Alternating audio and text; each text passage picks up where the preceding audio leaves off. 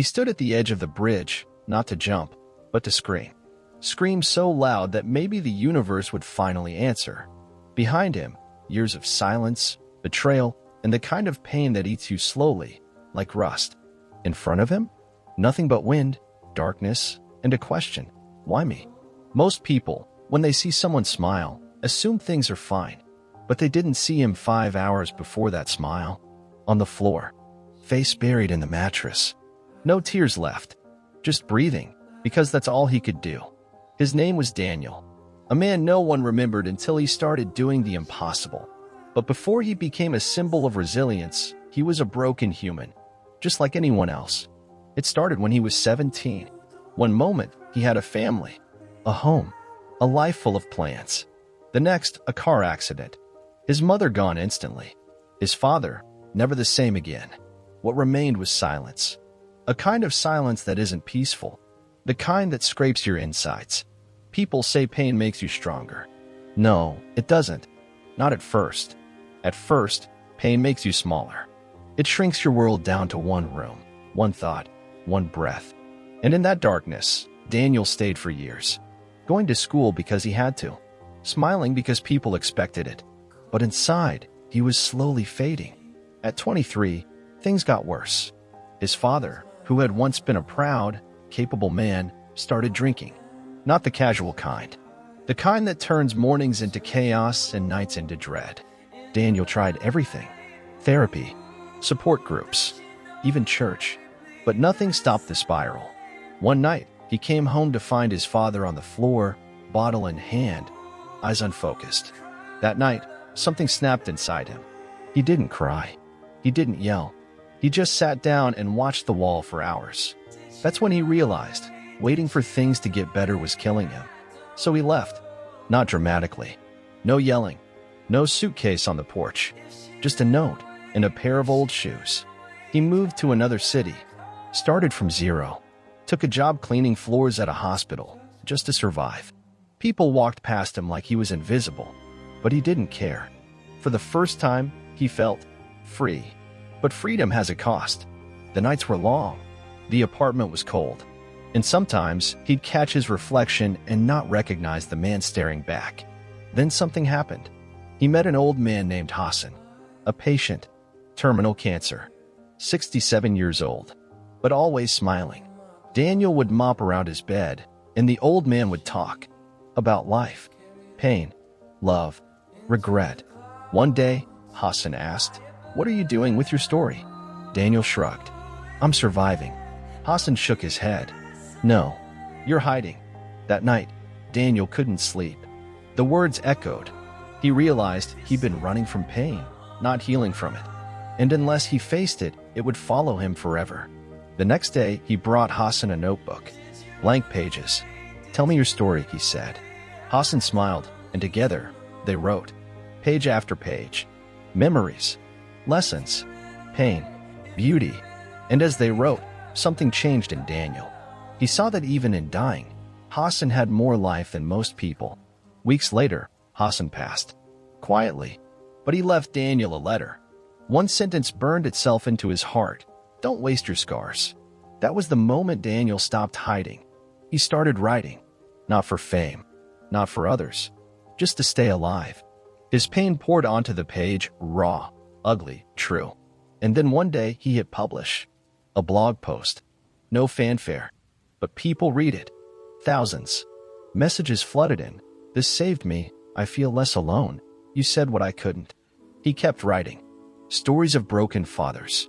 Of hospital nights. Of silence. Of hope. It wasn't perfect. Some days he wanted to quit. Some days the past clawed back. But now he had a reason to keep going. And then one post went viral. It wasn't meant to. It was just a letter to his younger self. Honest. Simple. Brutal. Within days, interviews came. Podcasts. Speaking requests. Daniel, the invisible man, was now a voice for thousands. But the fame didn't heal him. It just reminded him of what mattered: truth. The truth that pain doesn't have to win. That even in the ugliest moments, there's still something worth living for. People asked him, "How did you do it? How did you keep going?" He never gave a perfect answer. But once, he said something that stuck with everyone who heard it. I stopped waiting to be rescued, and I became the person I needed when I was at my lowest. Pain didn't make Daniel special. What made him special was that he turned pain into power. He didn't let it define him. He let it refine him. And maybe that's what we all need to hear. That the worst day of your life doesn't have to be the end of your story. That rock bottom isn't where you die, it's where you build. But here's the thing no one tells you. Climbing out hurts too.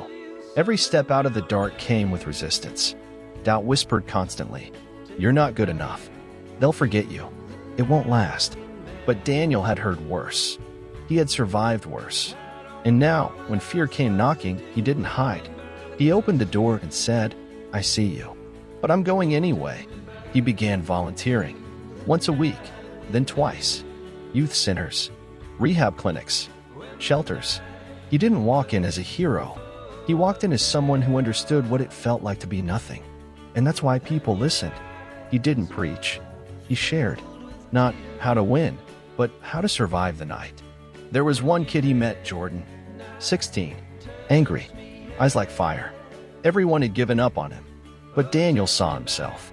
Same rage, same wounds. And instead of talking at him, Daniel sat next to him. They said nothing for 5 minutes. Then Jordan said, "You've been there, haven't you?" Daniel nodded.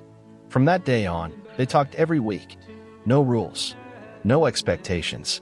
Just two broken people finding language in silence. Jordan wasn't the only one.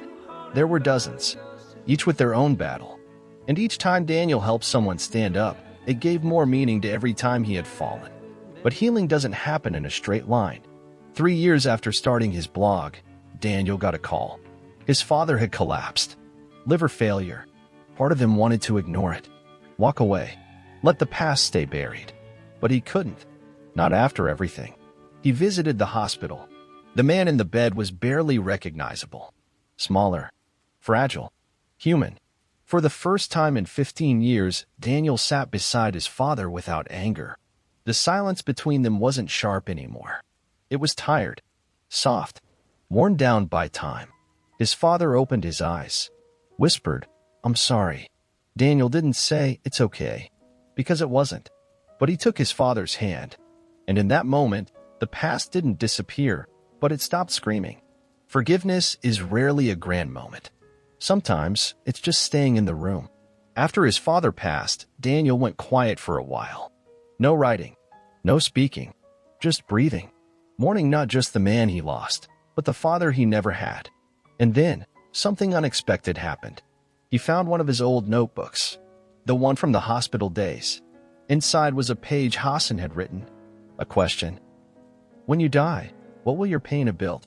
Daniel stared at it for hours, then picked up his pen and wrote again. This time, something shifted. His words weren't just about survival anymore. They were about legacy, about building something that would outlive the pain. He launched a foundation, small at first, just enough to fund therapy sessions for people who couldn't afford them. A few months later, they added emergency housing, then trauma recovery workshops. Within 2 years, it was helping hundreds. And through it all, Daniel never called himself a success. He called himself a survivor with a mission. In an interview, someone asked, "If you could erase the pain, would you?" He paused and said, "No." Not because he liked the pain, not because he wanted it, but because pain taught him what comfort never could. It stripped away illusions. It showed him who he was. Pain didn't destroy him. It revealed him. There's a moment that few talk about, the day you realize you've become the person you once needed.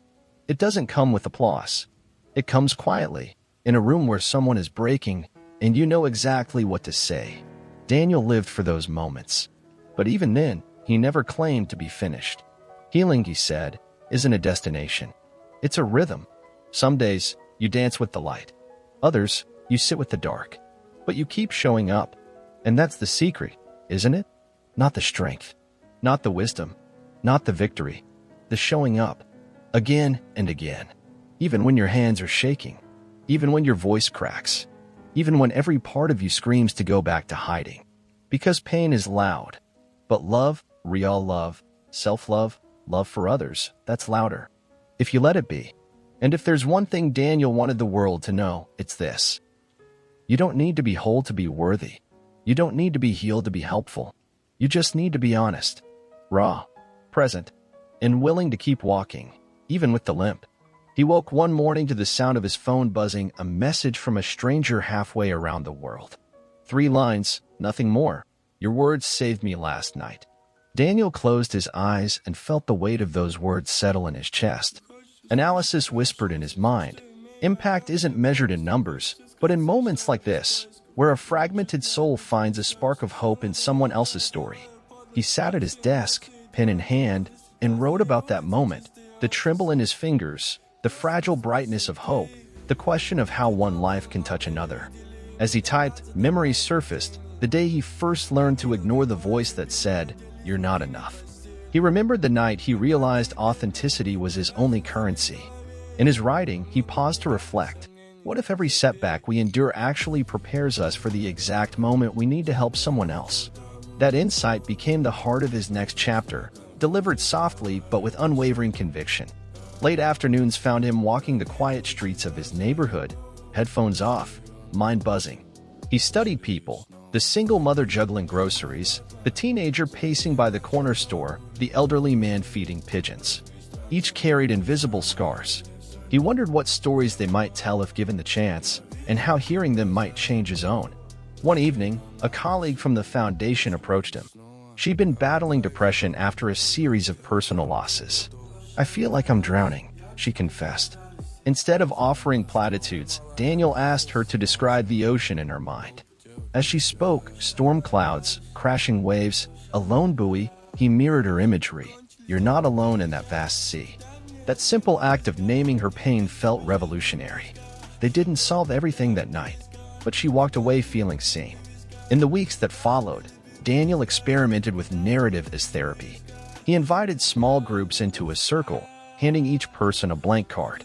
Write the worst thing you've ever felt, he instructed, then fold the paper and pass it on. Voices hushed as cards changed hands until everyone held someone else's secret. Then they read aloud, not to shame, but to witness. By the end, tears mingled with laughter. Walls crumbled. Connection bloomed. At the midpoint of his journey, Daniel faced his greatest test, a speaking event in front of hundreds. He'd prepared meticulously, notes, anecdotes, even jokes. But when he stepped onto the stage, his heart pounded like thunder. For an instant, he transported himself back to that hospital floor, breath shallow, body heavy. Then he stopped. He looked out at the faces waiting, leaned into the trimmer, and began. "I'm not here because I overcame everything perfectly. I'm here because I learned to keep going when I couldn't see the path." Silence followed. Then applause, not polite, but raw and heartfelt. Afterward, a young man approached, shaking. "I thought I was the only one," he said. Daniel put a hand on his shoulder and realized something profound. Authenticity isn't a barrier, it's a bridge. By sharing his darkest chapters, he had given permission for others to share theirs.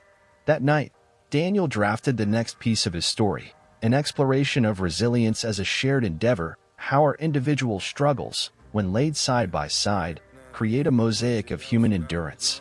He wrote about the paradox of pain, that in our weakest moments, we find the strength to connect. And as he typed the final sentence, he sensed the narrative shifting. The question wasn't whether he would give up, it was how many lives he could touch before the story ended. He woke before dawn, unsettled by a dream where every face he'd met in his journey gazed silently at him, waiting. He couldn't ignore it. He grabbed his notebook and began to write by the dim glow of a single lamp. The words flowed like a river bursting its banks, carrying memories of every step he'd taken. The hospital hallway where Hassan first spoke to him, the shaky handshake with Jordan, the hush of the auditorium after his most unpolished speech. The laughter and tears under the warehouse's fairy lights, the frantic brainstorming that saved the foundation. He wrote until the lamp flickered out, and when he finally paused, he realized something profound. His story wasn't just a path through pain. It was a map showing others how to navigate theirs. As morning light crept through his window, Daniel reflected on the paradox of sharing one's wounds. By exposing them, you risk being broken again. Yet by hiding them, you condemn yourself to isolation. He had chosen exposure. He had chosen connection. And with each revelation, he had rebuilt not just himself, but an entire community bound by shared vulnerability. That afternoon, he sat at a round table with his core team, volunteers, staff, survivors who had become friends. They looked at his draft with nods and murmurs. Daniel spoke softly. "This isn't just my origin story. It's our story." They agreed to weave their voices into the final chapter, creating a chorus rather than a solo. In that decision, he found another truth. Leadership thrives on shared authorship. Weeks blurred into revisions. Audio clips from the documentary intertwined with personal essays. Testimonials poured in from around the world. A refugee in Greece, a nurse in Brazil, a teacher in India, all thanks to translations of Daniel's words. Each message was a spark. "Your story lit a path out of my darkness." He realized that pain, when reframed through compassion and craft, becomes a universal language. On publication day, Daniel felt a familiar tremor. He pressed publish, and the piece went live. He spent the next hours refreshing the analytics dashboard, watching numbers climb. But it was not the counters that mattered. It was the first email, short, urgent, from a grieving father saying, "You gave me the words to tell my son I'm sorry." Then a comment under the post, "Thank you for teaching me that scars are medals of life." And then a private message, "I almost didn't make it here, but you showed me the way." In that moment, Daniel sat back and closed his eyes. He saw every dark corridor he had endured, every no he had faced, every moment he had chosen to show up. He understood that his greatest achievement wasn't the foundation's growth or the documentary's acclaim. It was the simple act of reaching out a hand, shared in words, and pulling someone up from the bottom. He thought of Hassan again and whispered, "We did it." He thought of his father and felt neither bitterness nor complete forgiveness, just the quiet acknowledgement that two broken men had found a fragile peace in each other's presence. He thought of every person who had walked alongside him and felt the warmth of collective healing. As dusk settled that day, Daniel sat at the edge of the same bridge where once he had screamed into the void. This time, he didn't scream. He listened. To the gentle rush of water below, to the soft rustle of wind in the trees, to the distant hum of life continuing. He had once asked, "Why me?" Now he asked, "What next?" And in the space between question and answer, he felt excitement, anticipation, purpose. Because his story, and every story he had helped tell, was still unfolding. And that was the ultimate defiance of pain, to keep writing, keep living, keep creating meaning where there was none. He closed his eyes, took a steady breath, and stepped away from the edge. Not because the night was safe, darkness still followed him, but because he knew now that wherever the journey led, he would never walk alone. That realization settled deep inside him like a quiet flame. It would burn softly through every new chapter, every shared confession, every courageous first step out of the dark. And with that flame guiding him, Daniel whispered into the wind, "We begin again." Subscribe.